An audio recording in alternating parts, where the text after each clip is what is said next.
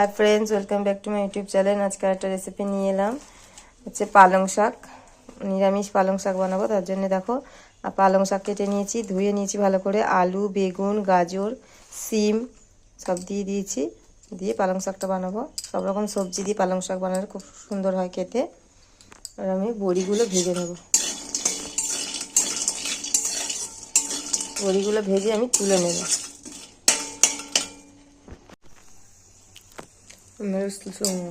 পাঁচ ফোড়ন আর শুকনো লঙ্কা ফোড়ন দিয়ে দিয়েছি, আর কিছু কাঁচা লঙ্কা পালং শাকের মধ্যেই আছে। আর আমি দিয়ে দেবো শাকটা।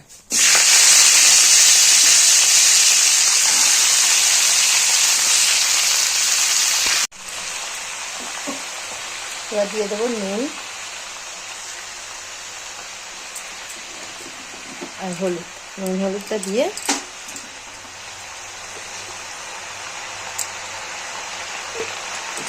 হলুদ দিয়ে দিয়েছি, দিয়ে সেটাকে নেড়ে নেবো শাকটাকে।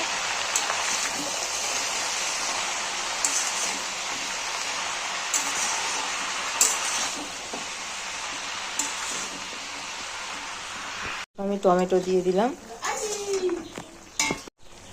হচ্ছে চিনি দিয়ে দিলাম একটু অল্প করে। টমেটোটা এমনি গলে যাবে, এই জন্য আমি এভাবেই দিয়ে দিলাম। আমি চাপা দিয়ে দেবো। সব কিছু সেদ্ধ হয়ে গেছে, জলটা মরে গেলে হয়ে যাবে। এই টমেটোটা আমি এই যে গেলে দিলাম, নরম হয়ে গেছে। এবার আমি করে দিলাম। এবার আমি বড়িগুলো দিয়ে দেবো।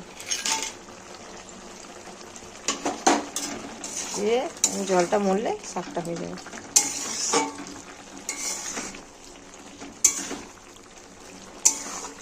পালং শাক এইভাবে করলে গরম গরম দারুণ লাগে খেতে। এই যে কাঁচা লঙ্কা দু চারটে আমি দিয়েছিলাম, সেইগুলো কেটে দিচ্ছি। আর একটু চাপা দিয়ে দেবো, বড়িগুলো শুকাবে, জলটা মরবে। আলু সেদ্ধ হয়ে গেছে, জল অনেক মরে গেছে, শাকটা হয়ে এসছে, সব সেদ্ধ হয়ে গেছে, বড়িগুলো সেদ্ধ হয়ে গেছে। একটু ঘেটে ঘেটে নেব।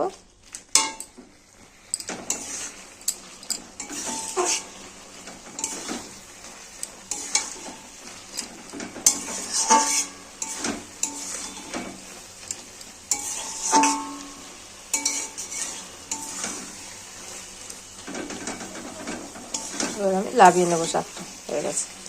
একদম শুকনো করবো না, একটু জল জল থাকবে, রস রস, ওটা বেশি ভালো হয় খেতে।